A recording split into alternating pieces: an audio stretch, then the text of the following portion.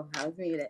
All right, all right, all right. Well, welcome to another edition of Your Money Matters Financial Empowerment Show brought to you by cmpradio.net. I am Letha Thornton, your gracious host, and I am here for the next hour to take you on another edition of a financial journey of Your Money Matters Financial Empowerment Show. And we have covered so many things in the 10 weeks. It's been 10 weeks that we have been reaching out and seeking to move the culture forward as it pertains to money and finance. We want to level up and learn how to be free and financially independent in 2023. So we have talked about getting in the money mindset. We've talked about income taxes. We've talked about life insurance, investments. We did 2 weeks of that. We've talked about credit repair. We've talked about cryptocurrency. We've talked about how to close the wealth gap in our community. And this week, it's a very special show because oftentimes we put things in place, but we don't know how things really work when we are creating an estate and trying to leave a legacy. Don't want people fighting over money and don't want people to be fighting with court when, God forbid, something happens. So we have a special guest, Miss Tanisha Molden, Esquire, on with us tonight, and she is just going to be talking all things estate planning. So I wanted to just take a moment to welcome you on to the show and tell us a little bit about you, my dear. Thank you. Thank you for having me. All those topics are so wonderful. Well, I am Tanisha Molden. You said that, and I am an estate planning attorney. I also do other things, business coaching and intellectual property. But one of the areas that I specialize in is estate planning in Michigan. So I'm located in Michigan, but with my intellectual property, I'm able to do that all across the whole country, and then also my business coaching. I am born and raised in Detroit. I was born in Detroit, and that's where I was raised. I don't know. I have to say that I went because Detroit is all about the high school. So I went to Cass Tech. So all my Cass Tech alumni out there, because there's Cass Tech worldwide. I am the Cass Tech alumni, and I have been an attorney for the past 17 years and have had multiple businesses, worked in different capacities from small organizations where it was one person to multi-billion dollar companies. So I worked at GM for several years. So I've seen the ins and outs when it comes to business and individuals and people. I also own an insurance company. So that's what got me into providing more estate planning, getting back into law and helping people with estate planning. Because in the insurance agency, I saw what I felt was the lack of information and knowledge when it came to insurance. And it was just the same with the estate planning. So the goal was to inform and impact the community more, educate. I have the knowledge and the resources. So this is my opportunity to educate my community on what it means to have an estate plan. It's not just about what happens afterwards when you die, but you're preparing your estate now. Because I think all the things you talked about, the topics that you've had in the past, that is building an estate. Yeah. So now, yep. So now, how do you organize that to optimize it and make the most of it for yourself and your family? So that is one of the key things. And then also the high percentage of individuals, especially brown and black people who do not have an estate, and the funds that go back to the government because of the lack of planning. I'm sure people do not intend to do all that work to give it back to the government. So that is another reason why I am here to help. I love that. Tell me a fun fact about you before we jump into the nitty gritty. Tell me a fun fact. A fun fact, you know, people find this amazing, but I self-studied for the bar exam and passed on the first try. Oh my So goodness. I one of my, strengths, because I did they do these you can do these strength assessments, all these different assessments about your strength, and my top strength is learner. So, Wow. but, the other fun fact to add on to that, just to give the other part of that story, although I self-studied for I technically, I did not pass. Technically, I was less than a point away from passing. Oh So, no. I still had to go through the process of appealing, and in my, I think it was like, 20-page appeal for that that half of a point, I still did the work even though I asked for, I don't think like 7 or 8 points. All I needed was like half a point. I'm sure they gave it to me. They said, "Tanisha's gonna be sending in her papers. So soon as she send it in, just give give it to her." But Mhm. that is, I think that's a fun fact that people don't know, that it took, some endurance to sit there and study for hours on end for that exam, to be prepared to take a day exam, and it was nobody would wanna do it again, but I don't even know how I did it. But I d but I did it, so I'm proud. I'm still proud of that. So that is a major, major thing, right? Because you hear people's nightmares and things about like I took it 7 times or Mm. whatever the case may be. And having a life insurance license, there is nothing more upsetting if you miss it by 2 points, much less if you miss it by a half a point. My goodness, that. And I know you fought for that. Like, what was it, a part A and a part B question or something like I that have to no take? idea. They don't do it that way on the bar exam. They don't even tell you what it is. You just have to go through your exam and find things that you can possibly get some extra points on. They don't tell you. Wow. Okay. Yeah, that's absolutely crazy. So I'm glad you fought and endured to get through that.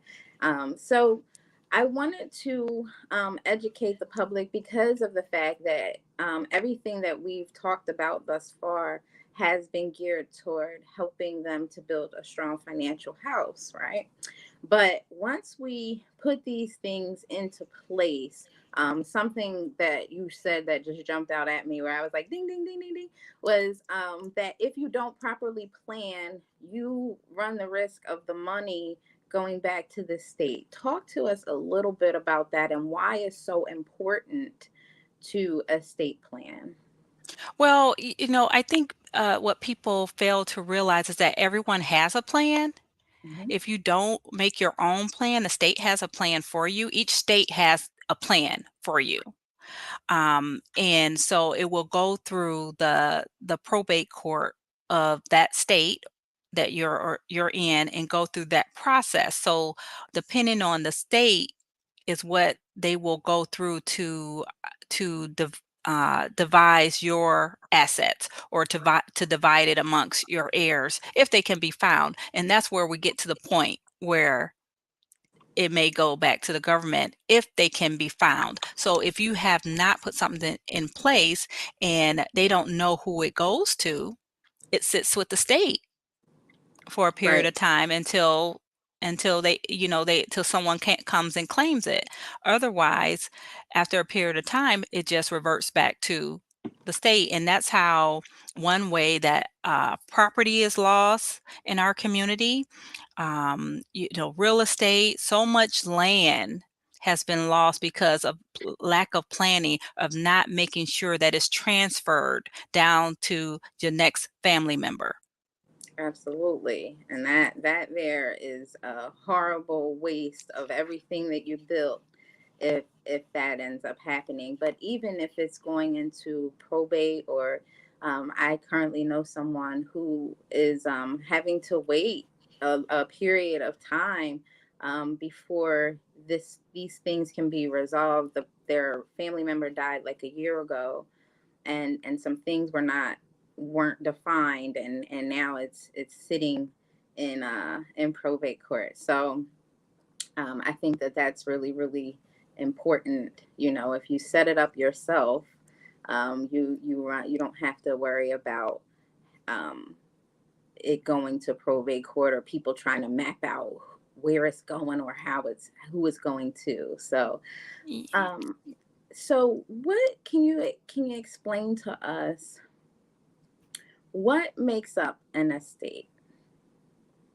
Oh, yeah, all the things that you talked about, like, all the things that you've been going over the past couple weeks, all that is part of your estate. I also, that includes your real estate, your bank accounts, the investment accounts. That's what people normally think about. Sure. The life insurance policies, your personal property, your jewelry, um, is a part of that, and any any assets that you own is Mm-hmm. part of your estate.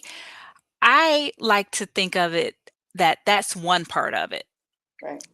When I'm speaking to my clients, the other part is the softer things, the recipes that haven't been passed down, the sentimental, the art that has a story to it that you want to be shared.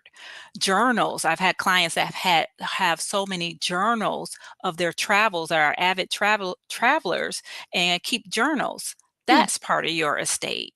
It's the stories that we, back in I guess decades ago, we had storytellers that would pass this along and tell the next generation about the aunt or your mother or your grandmother. But now we have the opportunity to have things attached to them, not just pictures, to pass along. So that is another part I think is a real valuable asset that cannot be replaced. You can buy Mm-hmm. another house, Mm-hmm. And then you but got nobody people. can make grandma's pound cake. I'm just Right. saying. No, you're right. And you know what? I'm gonna be honest with you. I didn't think of that.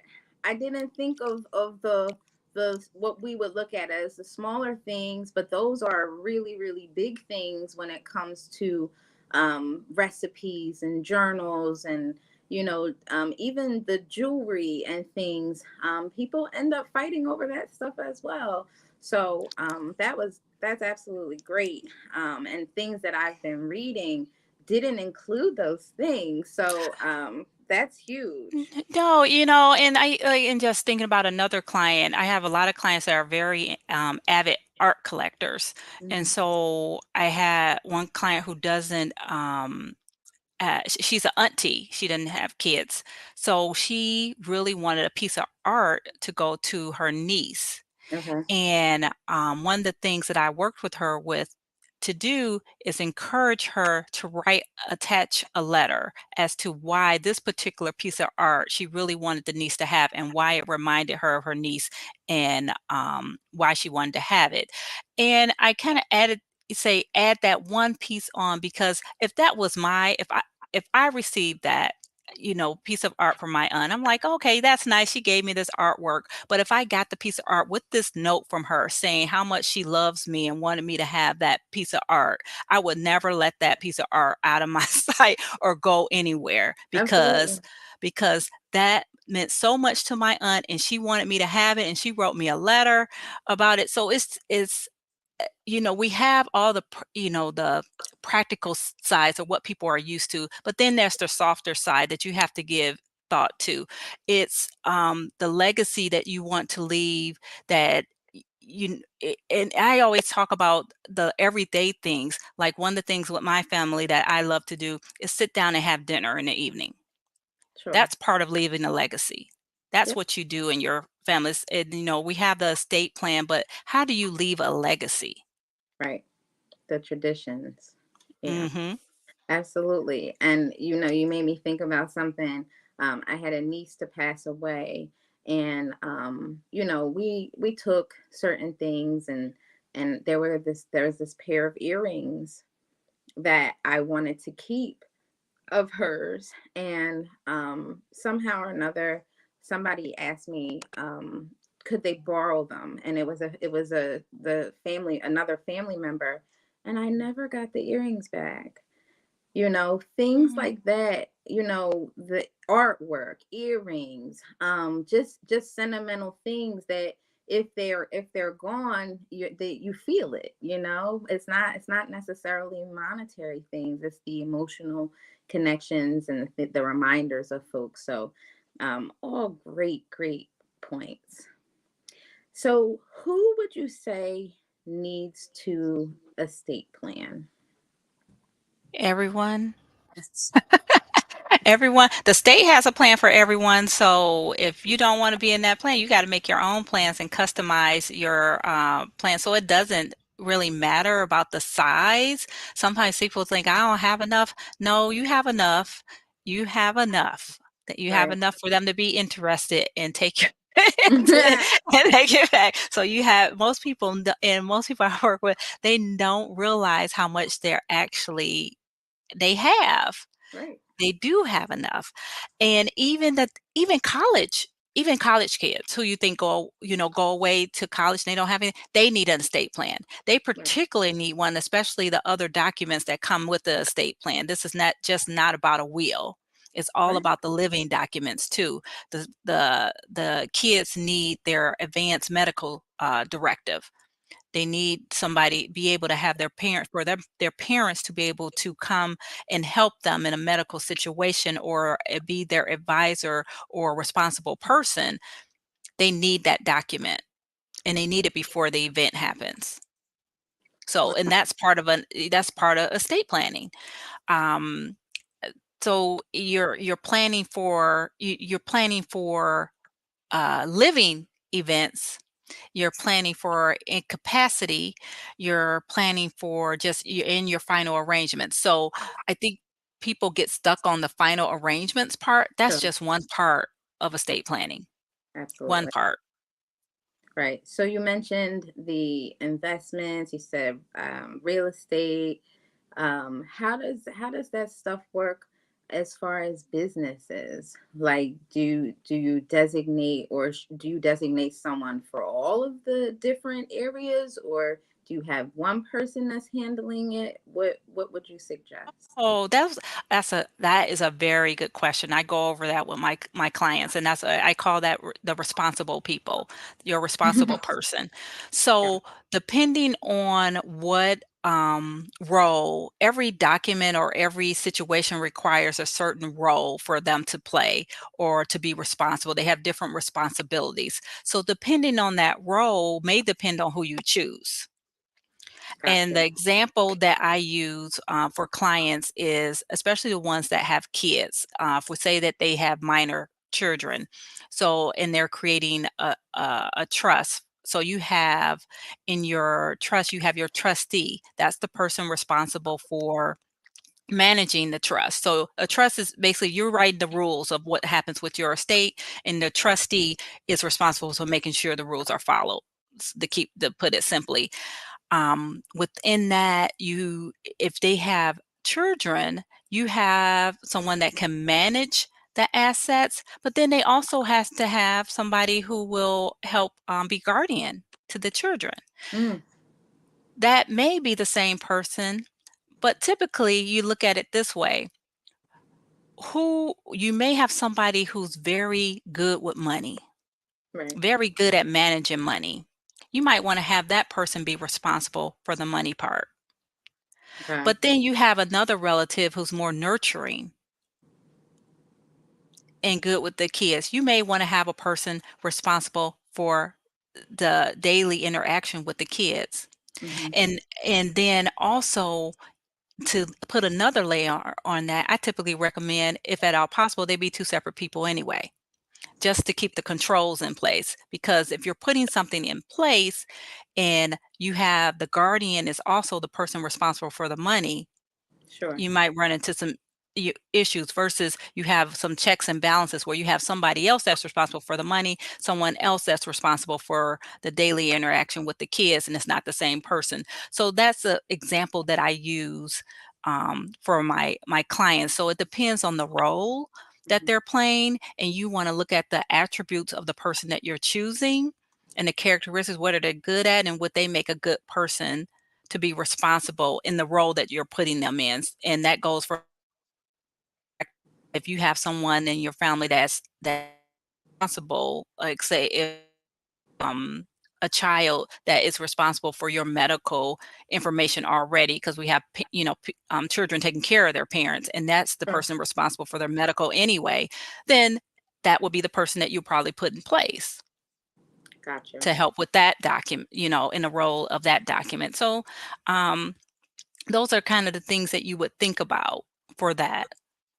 Understood. So Yeah. for the person that says, if I got the children, I should have the money, how would one navigate with that? Because in the life insurance world, when we make someone a beneficiary over the money, um, that's what people assume, that the beneficiary is the person that's gonna, take care of your children if God forbid something happens.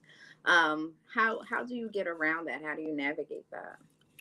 Well, you're so that's, I think, two different questions. When it comes to the beneficiary, there's no guarantee. If you don't have a trust set in place, there's no guarantee that that person will be take care of your kids. So light bulb, it's good to set up the trust. Right. That is not a guarantee. They get the money, they can go. They have no responsibility whatsoever to or obligation to do so. They Hmm. can tell you that, but they can also change their mind. Absolutely. Okay, I But love if the it. money's in trust and a trustee is responsible for making sure that the children are taken care of, then so be it. And you would have set up ahead of time how much that is, where it will go, how it will be invested, who's responsible for that, what schools they're going to go to, blah, blah, blah. So when you set up your own plan, you set the rules. Hmm. So someone can say, I want more money. No, it's not their plan, it's your Gotcha. plan. I And love. you talk to, and also I encourage people to talk to the responsible people ahead of time. Just don't put somebody down and say Absolutely. they go have a conversation with them and say, would you be guardian of my kids or would you be trustee? And because there are documents, they do have to sign off on these documents anyway. So before you even come to the table and say, sign this document, have a conversation of it, say, I am working on my estate plan. I really would like for you to take this role and the reasons why and what the responsibilities are. And I provide that to my clients too, what the responsibilities are. And and most people say yes. Some people it's like, no, that's not for That's me to not do. And our that's yeah, responsibility. and that's Yeah. okay too. That's why you have the conversation. Right. So it's your right to make your own plan. It's their right. They can say no. That's okay. Sure. These small nuggets right now are so important, because these are conversations that we're just not having, right? So consequently, things get so ugly when someone passes away, right? Families fall out, they don't speak to each other because none of this stuff has been mapped out, and people. I feel like money just brings out the worst in people. I Uh, have a so solution. I have a solution. talk about it. I had a solution. One way they can put a trust in place. So when you go through a trust does not go through probate. Hmm. So there's three ways to avoid probate, and that is you can deed it if you have the proper deed in place. You can deed property to the next person or entity because it can be deeded to entities too. Hmm. Or you can beneficiaries like life insurance that avoids probate. Any asset that has a beneficiary, but it doesn't go through probate or trust. Absolutely. I love So that. and all of that is uh well, I guess you can make it known if you want to, but a trust is private. It does not go to probate. So if you want to prevent fighting and whatnot, you have a trust because it's not public. Gotcha. Now, you can devise by certain things that, oh, so and so is still in the house, so they must have got the house, and you can't. By at that point, that's done. Right. What's done is done. Gotcha. And that is brings me to my next question. Break down for us what's the difference between a trust and a will. The oh, well, a will is I think the way that I describe it to my clients is the will is your letter to the judge, the probate court, Okay. to say what you would like to happen to Okay. your assets. Because the probate court is there to change title, essentially. All that court does is the function is to change title. Got you. The letter is to the judge saying, "I will please take my, um, what I would like to happen under consideration." And more likely than not, they will because 'cause you're making it easy for them. Sure. You're making it a little bit easier for them. The trust provides more controls. Okay. So with the will, you just say so you say, like a piece of real estate with the will, you would say that the let's say a real estate, a piece of property, that you would get this piece of property and you own it. We're changing the deed over to you. Now, take that same piece of property, you put it into a trust. Maybe you're putting in a trust because the who you're giving the property to is not good with money. You need a little bit more controls over it. So now you say, trustee, maintain this property for them. You make sure the taxes are paid. Or maybe they don't live in a house. Maybe it's a rental property. Make sure Hmm. that this remains a rental property. The income will go to my uh, heir. Just give them the income, maintain that the taxes are paid, the whatever maintenance is done to the house. Blah, blah, make sure that the trustee handles all that, and Hmm. your person that you wanted to stay in the house, they just get to live in the house for their lifetime. Okay. Or you can say you get to live here for 10 years. After 10 years, the house gets sold. You can it's your plan to say whatever you want within the law. Let me say that. Within the law. Right. Right. Right. It has to be Right. legal. Okay. Within the law, you can pretty much customize it any way you want, which is the great thing about working with families and get into like I said, the soft spots and learning all these family stories that we can really customize a plan suited just for them. Fantastic. Because so many people, like I have people that when I advertise the show, I have them to DM questions, and these are some of the questions that they're asking, because a lot of the times things are not put in terms that we understand or can break down, so that we are doing the right things. And for those that want to be informed, you definitely need to know the differences. So we talked about probate. Can we talk about the different kinds of trusts? Sure. But did someone have a particular question? Well, no, Was that was that the question. What's the difference Oh, between a trust? Though? oh, okay, the different types. So there are lots of different types of trust. The most popular one is maybe the revocable trust, and that's just the trust that you can change your mind. So you can change your mind on a revocable trust. And that is probably the most popular. So you still get to transfer your assets and you avoid probate, but you can come back and change um, the inner workings of it at any time. You can add to it, you can take away, so you can adjust it accordingly with the revocable trust. Where they say the other, well, I guess an irrevocable trust, just the opposite of that. You can't once it's in place, you can't change it. Got you. And that's something I've had people call me about too. Like, I want to take my daughter off everything, and it's like, oh man, like, So revocable is very, very important versus irrevocable, because if it's irrevocable, no changes can be made, and you just have to accept that this is how things are gonna go Yeah, based on things set it up. and usually irrevocable. Most families don't fall into the irrevocable. There's very special circumstances where that type of trust will be put in place when you're doing tax planning, um, and or Medicaid planning.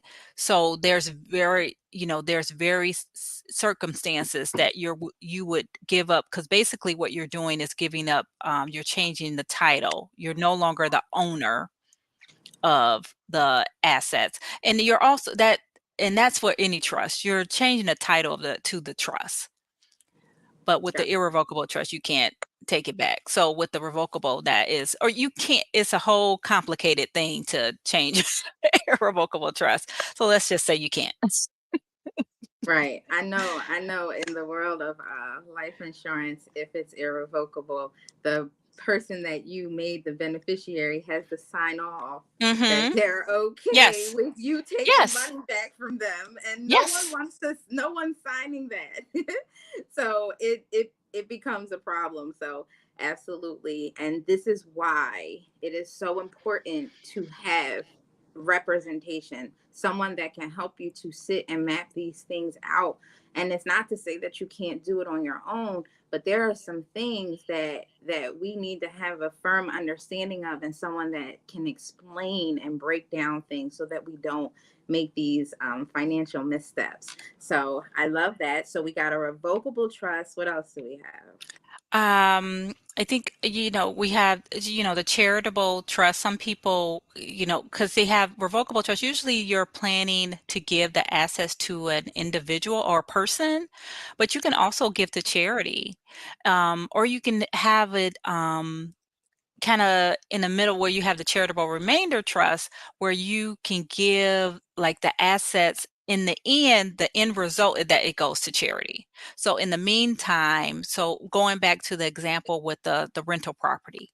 So Hmm. say you have a charitable remainder trust, you establish this trust, the rental income will go to the person for a period of time, or their lifetime. Hmm. And then after that point, at that point, the property would be go to the charity that you've chosen. Got you. And And yep. that could be a church, that could be Mhm. right.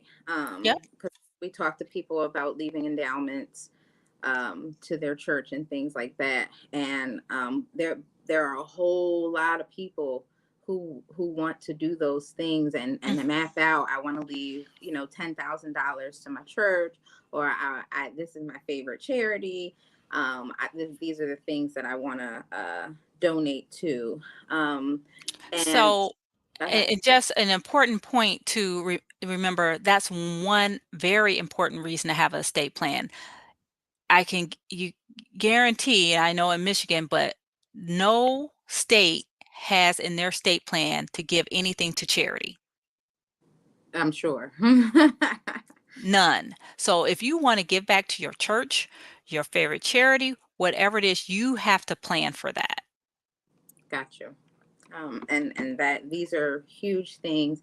I had someone that did like a living will, and those were some of the things that she mentioned. I want to leave a part of my my policy to the church and things like that. So if you want it designated properly, you definitely need to sit down with an estate planner. Yeah. Are any other trusts we should know about that are Well, we have, with the will, you can set up, you don't have to set up the trust ahead of time. So you can set up a trust through your will, but that doesn't get set up until after it goes to probate. But you still have to go to probate, and that's the testamentary trust. So that is established. Usually people put that in place, especially if they have minor children, that happens. And that will, that does not avoid probate. So if it may save on costs, but like with everything, it depends on the circumstances. Truly, it does. I got you. Perfect. Hmm. I had to get my dog. It was barking, and Oh. I had. This is when you do the show at home. I text people like, "Please don't come in because it's gonna make the dog bark," and no one listened. So I had to get up. I know you were like, "Where did she go?" But I had to get up and get the dog. So these are huge, huge, huge things that people definitely need to know. So I like those breakdowns. Ooh, um, And then, um, what are the how do things with taxes work when it Oh comes? my. Probably another topic for a whole Oh different show, my. right? Yeah, that's a whole nother. I am not a tax attorney, so let me disclose that I am not a tax attorney. But Gotcha. with the estate tax, the state tax is pretty high. For that to hit your family, you have to be like in like 20 million. I think it's at 20 million or so now. So not the majority of Americans do not fall within that, so they would not be impacted by the estate tax. Okay. Now, when it comes to planning for your estate and you're transferring property, there's things that need to be considered with like step up in basis.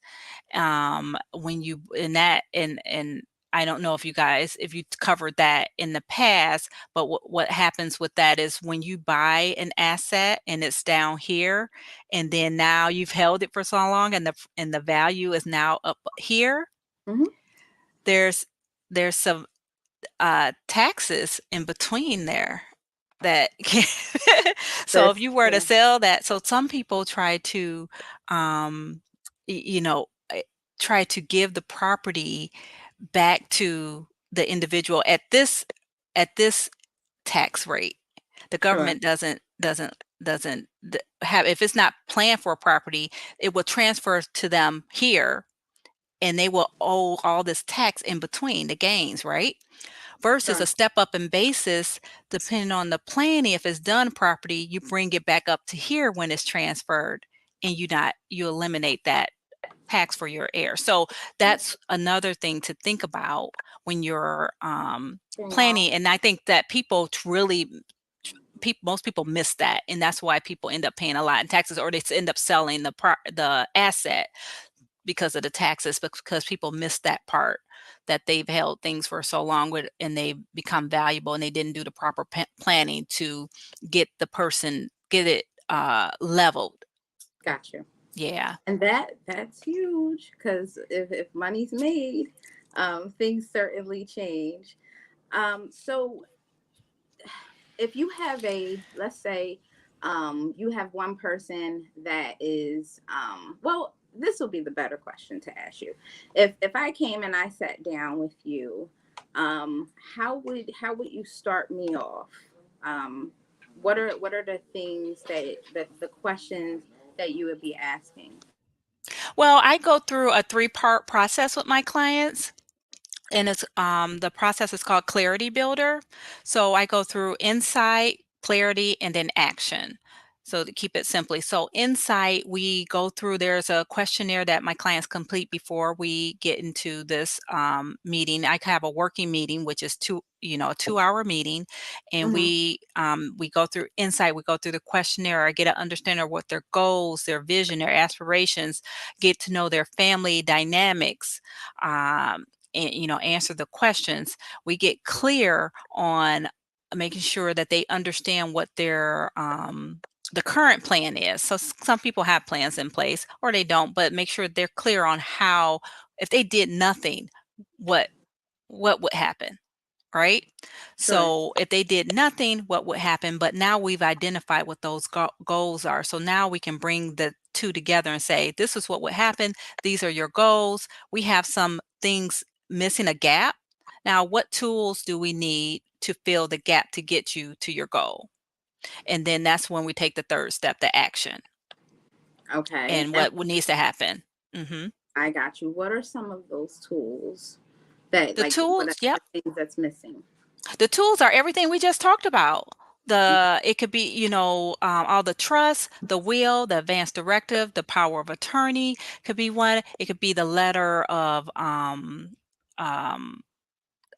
the letter to your family, all the soft things, the notes, the, um, getting the journals bounded. I introduced one client to a ghostwriter, so to help them write their travels down. So it could be any of those things that I consider that a tool to get you to your plan that you want. Gotcha, gotcha, gotcha. I just wanted to know like the breakdown Hmm. of how an appointment would go, and those are definitely things that people would want to know. Like, what does this consist of? What would I need to bring? You Yeah, know, you know what? They don't have to bring anything. Like to my means, what I provide them, what they do bring is there's a questionnaire gotcha. that they complete. And in that questionnaire, I get enough information to get through the next step.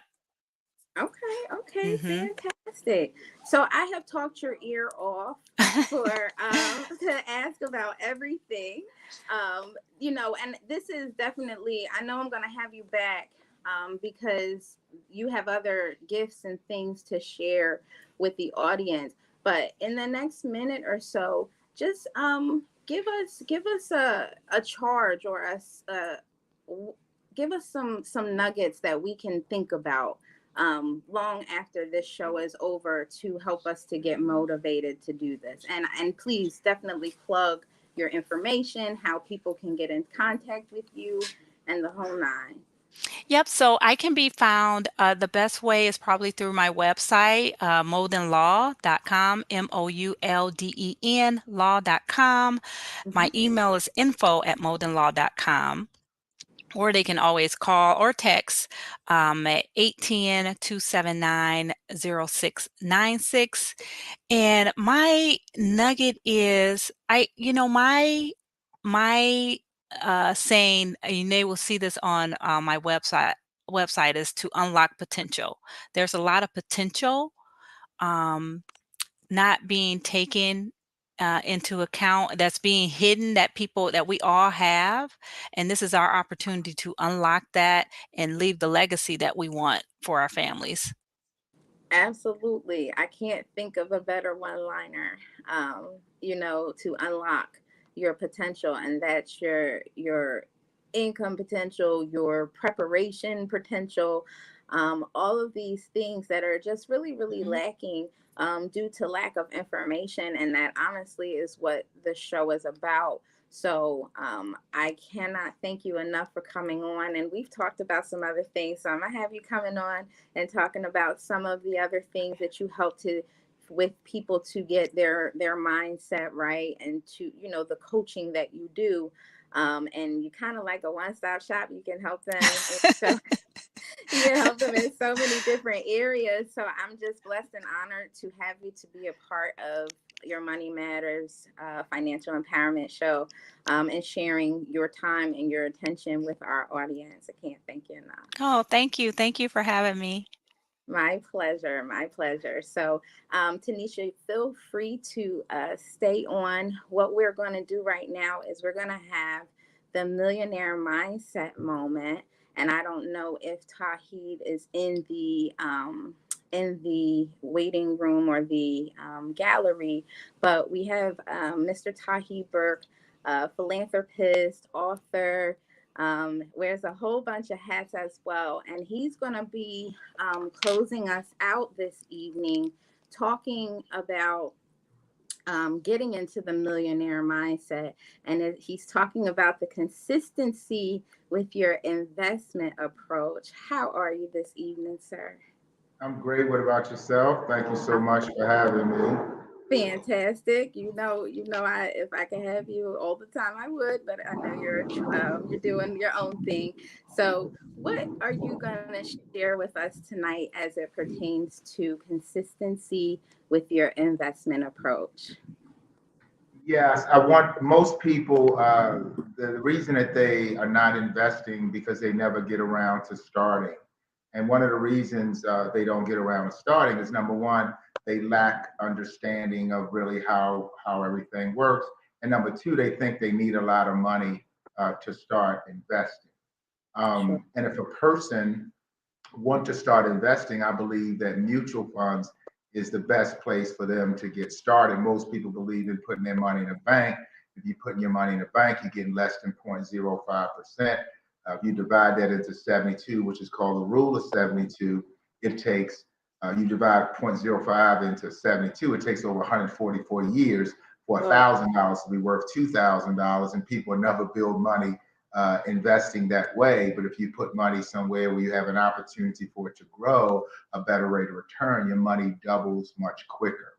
So when I first got started, I invested my money in mutual funds, and I did it on a consistent basis. And what most people do is they start and stop, start and stop, start and stop. So they really never get a chance to build anything. But I believe if a person treat themselves like a bill, treat their personal investments where they are putting money away to accumulate assets, that they should treat themselves like a bill, right? Treat it like a mortgage payment, treat it like a car payment, treat it like something that's very, very valuable, important in your life, and keep doing it. So if you start with $50 a month, because there are some companies that would allow you to start investing with as little as $50 a month. So if you start with 50 a month, then the next year you can increase it to 75.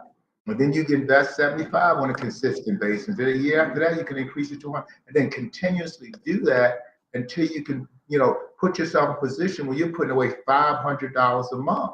And most people don't believe that they can put away $500 a month, but they really can. If a person assess how they're spending money on a monthly basis, they throw away more than $500 on a monthly basis. You ain't never. So I believe that I couldn't invest money, right? I kept doing it and I kept doing it. And before you know it, I didn't even miss the money that I was investing, because what I was doing is focusing on making more money to make up the difference in what I was putting away. Does that make sense, right? Yeah, it makes a whole lot of sense. Paying yourself first always makes sense. Right. So I forced myself to start building, making more money, right? I forced myself to invest more so that I can make more. What most people do is they don't want to invest, they don't want to do anything, so they never make any more money because they're not uncomfortable. So when you're investing on a consistent basis, you get uncomfortable. So I want to talk about 3 of the stages, in my opinion, of wealth creation. So one of the stages is putting money in a mutual fund on a consistent basis. And once you start building money through the mutual fund, then a person should own individual stocks that have a strong track record with high dividends, right? And I can't get into which companies because I'm licensed and I want to go into that area. But if you were investing, for example, in mutual funds, then you start investing like $100 a month in a strong company that has high dividends, and then you keep investing that $100. Then you get another company you invest $100 a month in, then you get another company. Before you know it, you have a portfolio that's growing. Now, over 3 to 5 years or 6 year or 7 year period of time, let's say you start at age 22, by the time you're 27, you can have close to $100,000 invested. Now what you do, you got your mutual funds, you have your stock, now you need to own real estate. So now a person have the assets now, and they have the income because they're forcing themselves to grow their income, right? So now they put themselves in position to now have home ownership. And that is another way of asset accumulation. So these are the 3 simple ways that a person can start building assets. And most people say, you know what? I only got $200 saved. I only got $500. Well, that's where it starts. I remember I only had $200 saved. I only had $500 saved. And that 500 can grow to 5,000. The 5,000 can grow to 50,000. The 50,000 go to 100. 100 can go to $500,000. $500,000 can go to $1 million. But it starts with a mindset that I am going to start somewhere. I am going to be consistent, and I'm going to graduate. I'm going to graduate when I start investing. I'm not going to stay in the same lane. I'm going to go to the next phase of investing, and then I'm going to go to the next phase of investing so I can start building assets. Tahi, I don't know the difference, and these are things that people say. I don't know the difference between a mutual fund and a mutual friend. What in the world? Like, break that down for people, because it's a very fast vehicle to accumulate wealth. And we got people doing certain investment apps where they spending a change and starting investments. And I don't knock that, but break some mutual fund talk down to us. Okay, so mutual fund is just like so if instead of buying an individual stock, because if a person buy individual stock, there's more risk involved. A company can have a bad quarter, and before you know it, the stock dropped 25% because Sure. it had happened recently. Yes. But if you have 100 companies, right, in a certain industry that you can put $50 or $100 a month in, and your money's being divided amongst all those companies, you limit the risk. And then when you're investing in mutual funds, you can earn money 3 different ways: off the dividends, which are paid quarterly, Mm-hmm.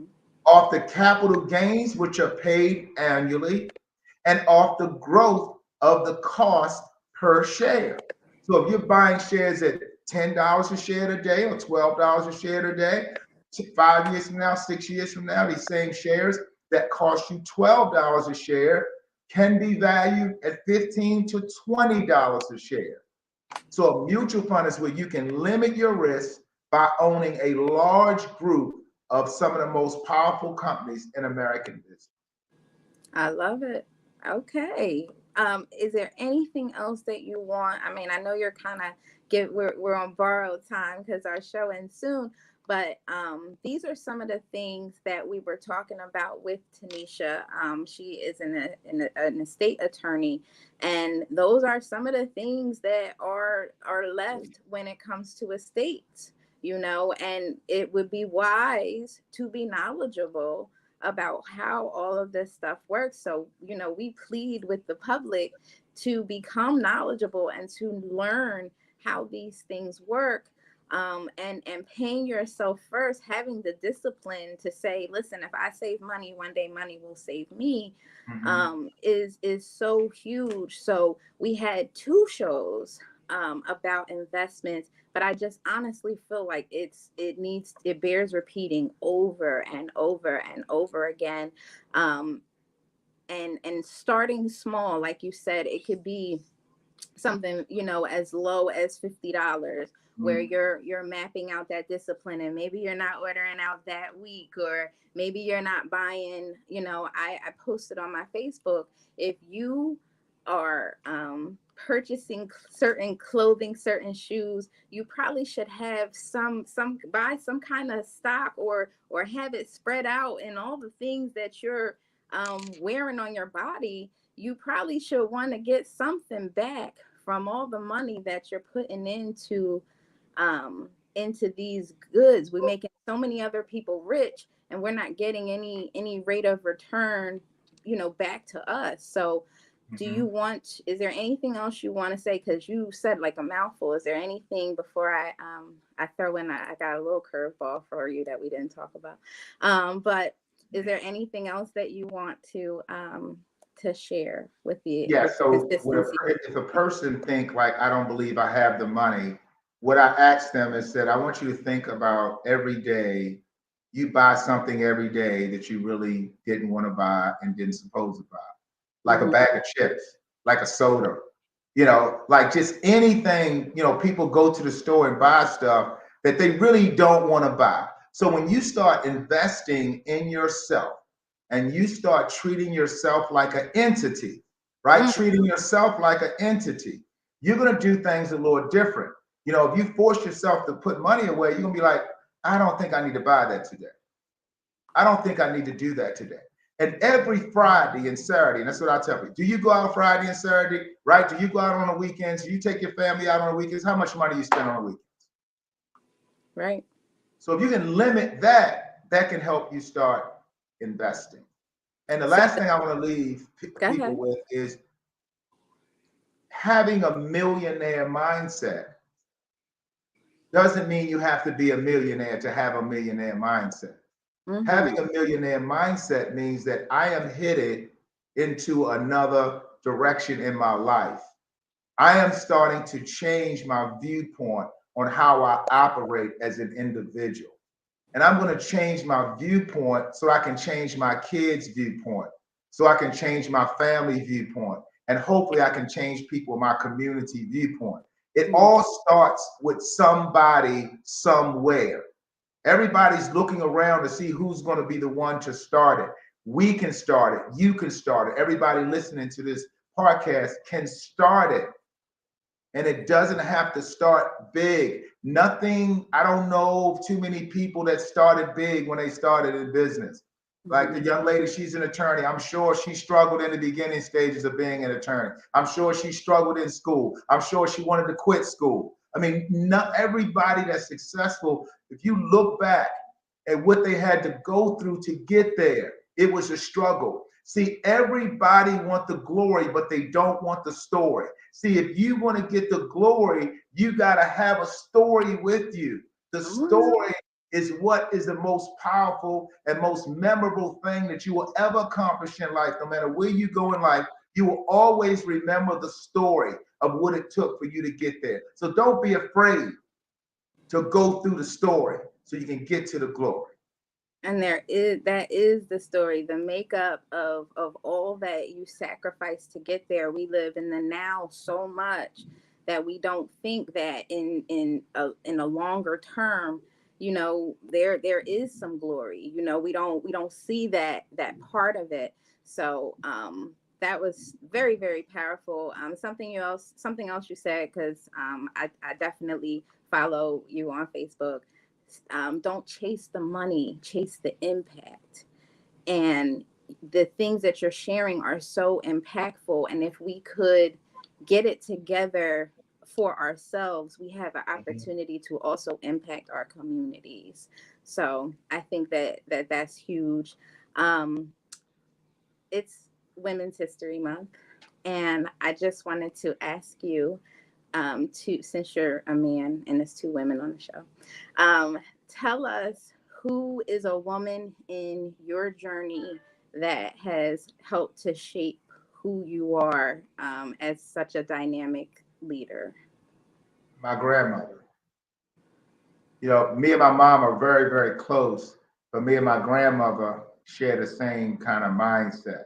Mm-hmm. And I spent a lot of time with my grandmother. I used to, wherever she was, and my mother went, I made sure I was there, and I sat and listened to her. She would just talk and talk and talk and talk, and how she handled herself, the way she took care of herself, the way she was so strong, with all the adversity she had to go through, and the way that she used to sell me the vision of, you're gonna be huge one day, you're gonna do this one day, and that my grandma was a very influential person in my life. My mom was too, because she was so strong. So I had a lot of strong women. As a matter of fact, I had more strong women around me when I was coming up than I had strong men.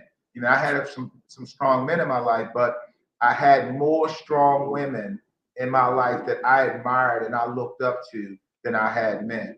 And every day of my life, I remember my grandmother. There's not one day that go by that I do not remember my grandma. That turned out better than I expected. Very touching, because I know I threw a curveball at you, but I know a curveball is not a curveball with. You can't throw a curveball at a hitter, man. You can't throw a curveball at a hitter. I'm always ready. I got you. Do me a favor before we let you go, please. There's some merchandise on Facebook. Talk about your brand. And there's so many layers to Tahi Burke, but talk about the Succeed Anyway brand. Then you're just branching out, and I'm watching you explode. I'm buying one of them bags, but just talk a little bit about where this is going. Okay, so I know I always talk about you cannot build two businesses at the same time, right? I always talk about. I said you can run more than one business, but you can't. It's hard to build two. So now, I built my financial service company, right? I built my construction company. I built my real estate, portfolio. So I'm running those businesses right now. You follow what I'm saying? So now I wrote the book Succeed Anyway in 2019. I decided the middle of last year that I am going to build Succeed Anyway. The Succeed Anyway, the book is the brand. And then you look at, from the book, we got the t-shirts. From the t-shirts, we got the hoodies. From the hoodies, now you have the women's spandex pants, the women's bags, right? So I have this vision of Succeed Anyway being like Gucci, Louis Vuitton, but not charging people those prices, but still have the same quality, still have the same elegance, still have the same flair, but then they wear something that's meaningful. Like I got people everywhere I go. Like when I have a store in Baltimore that we're building right now, and the people is coming in, they were like, succeed anyway, succeed anyway, succeed anyway. And it's impregnating people's mindset that whatever they're going through in life, they can succeed anyway. And not only they can, they wearing the gear that say they can succeed anyway. So ain't nothing can stop me because I got the gear on, it's in my heart, it's in my mind, and I'm going to find a way to succeed. So it's bigger than me. It's not even about the money. See, that's what it's not about the money. It's about, putting a brand out there that's impactful in the communities, and people can wear something. And when they look in the mirror and they have that on, it gives them a sense of pride and a sense of never giving up and continuously striving. And it's a walking affirmation, right? When you feeling some type of way about your journey, we all have those moments. You gotta succeed anyway, which is why I think the response has been what it's been. You're a best-selling author, and all of those things. So I see your information here at the bottom. Tahi Burke at Succeed Anyway on Instagram and Facebook. I strongly encourage you to check this gentleman out.